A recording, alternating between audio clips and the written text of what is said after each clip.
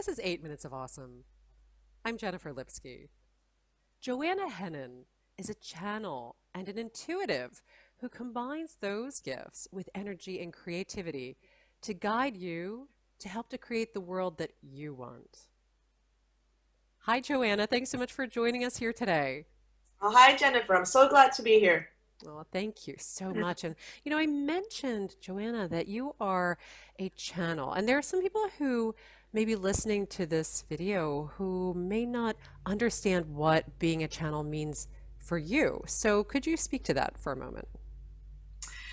Yes, it's funny that you're asking me this question actually, because I've had a really rocky journey with the channeling thing. In fact, I refused to use that word for a really long time because I was really scared of being judged and being labeled and being put in some sort of wacko box. And just yesterday, my blog post just yesterday is called How I Came Out of the Channeling Closet. So so it's just funny timing that this comes up now. And what channeling means to me is just that I am always connected to my guides, and I let the wisdom, the energy, the power of the universe flow through me. And I can do that with words. So when I channel for clients, they will ask me stuff and I will channel the guidance that comes, that whatever comes through for them. But being a channel is not only for client work. Like being a channel, in everything I do, when I write, when I create, I am channeling spirit. Yeah, that is really so strong. And I'm wondering, would you share at what point in your life, maybe one of the first experiences that you can recall, that you started to experience the words, the thoughts, the sensations in your body that go along with channeling? Well, it the first times were a really long time ago. So I was really into this when I was a teenager, when I was a kid even, but I didn't understand it, and it wasn't in the world I was being brought up in. So eventually I just decided that I don't know that I was making it up, or that it just wasn't there, and decided consciously to join the real adult world and get a job, a proper job and all these things. And and after several years, what happened is I had a breakdown in my job and had to spend some time at home. And during that time, I kind of got back into it and met people who confirmed, helped, guided me along the way. Now I understand that these people, were waiting until I was ready to and I started trusting what was happening to me.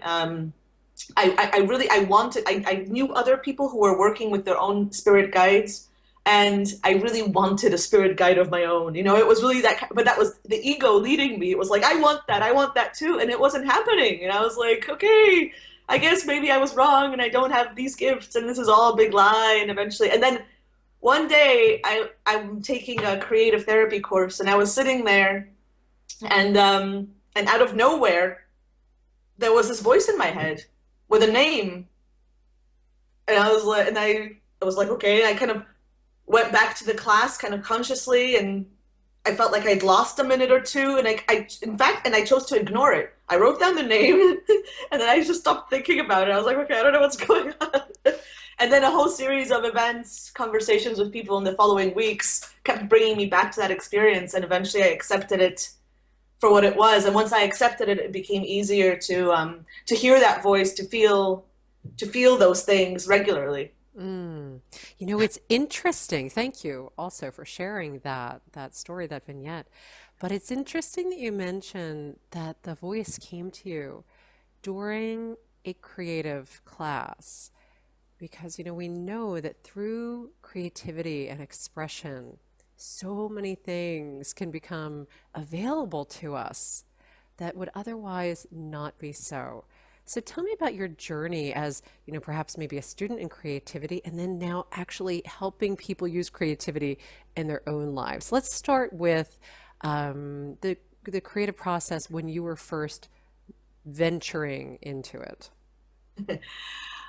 I was really kind of just thrown into it. I was, when I was growing up, I was told that kind of I sucked at art and like there was, nothing creative in me. It was, and I always believed that, that I had no artistic talents. I never did any of that because I wasn't good at it, so then I didn't enjoy it, etc.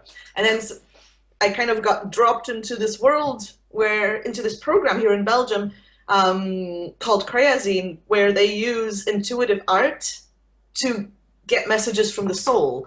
And I started doing that. The first few years are for personal development, and I just saw the power. So the idea is that when you create, like it's not an art class, so the point of it isn't beauty necessarily, but when you create, you quiet down the ego. So you quiet down your thinking brain, and when that part is quiet, then the guidance can come through. So you can hear it all by yourself. Like I have on my blog, I have some exercises for that too. Like you can do it yourself. You set an intention or you have a question in mind and you create something, and while you're creating, you will get your answer. It's incredible. Mm. Yes, it, Um, it really is. I've experienced that as well. So I can relate to exactly what you're saying. But other people may not have had that experience yet. So maybe share the creative process now that you do with your clients, what you would do to help people experience that creative flow. well, what I do is I run workshops on certain themes. So, for example, find your path or manifest your biggest dreams, things like that. And what we do is I give you a meditation to listen to, just so that you're centered and kind of in that space and fully arrived, fully present in the moment.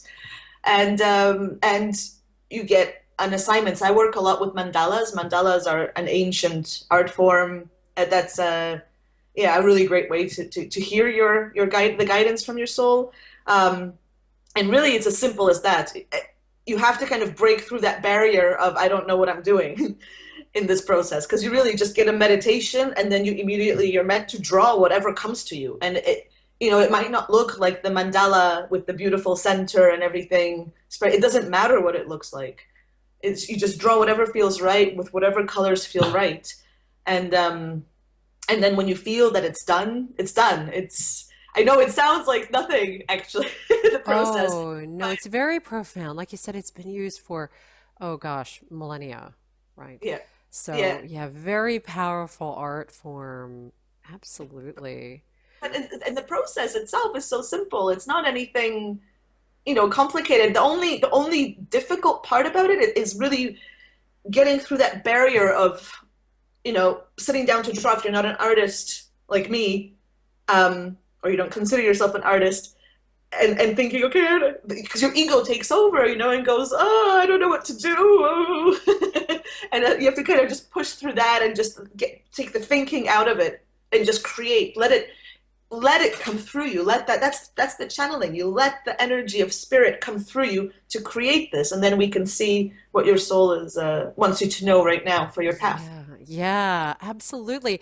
And what I'm hearing with that is to really allow yourself to have fun, right? Yeah. So often we forget that there is fun in Yes. everything we do. It's available to us, which brings up the point of staying in touch with our inner child.